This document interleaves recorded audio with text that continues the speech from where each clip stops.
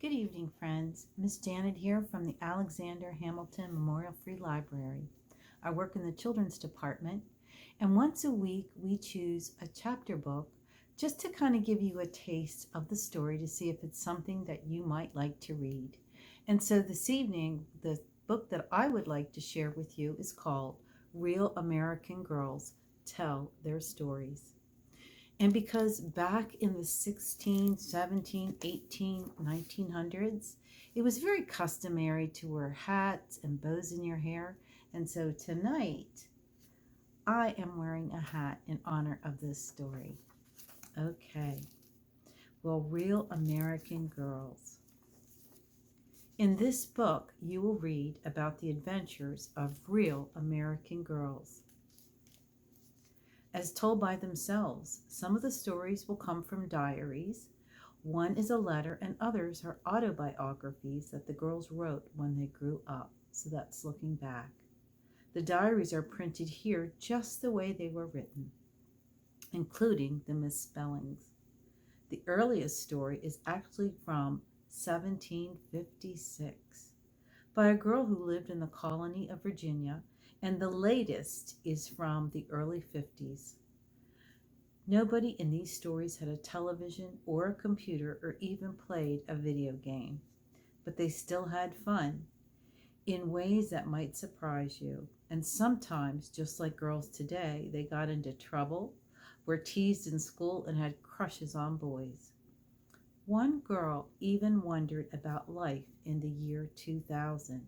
She couldn't see forward into the future, but in this book, we can look back into the past. Chapter 1 is called Best Friends.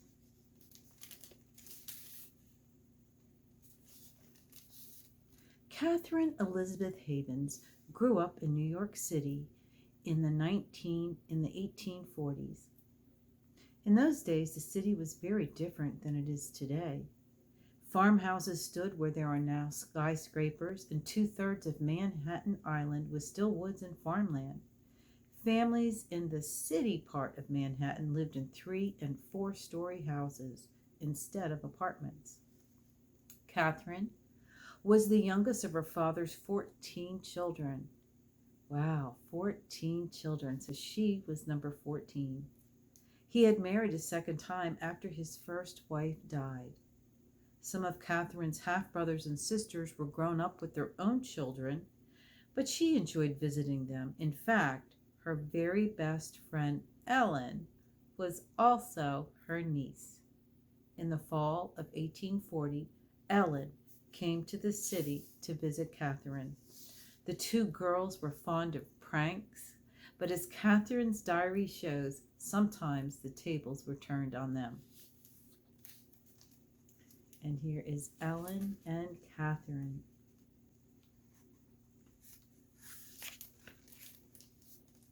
Ellen is here and we have fun. We have been down to Staten Island to visit one of my sisters.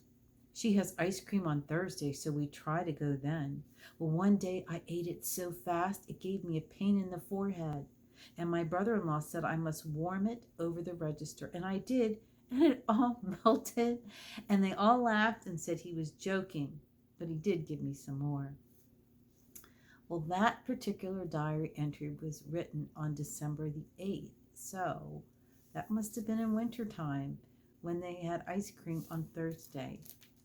2 days later, on December 10th, she writes, Ellen and I went shopping alone. We went to Bond's Dry Goods store on 6th Avenue, just below 9th Street, to buy a yard of calico to make an apron for Maggie's birthday.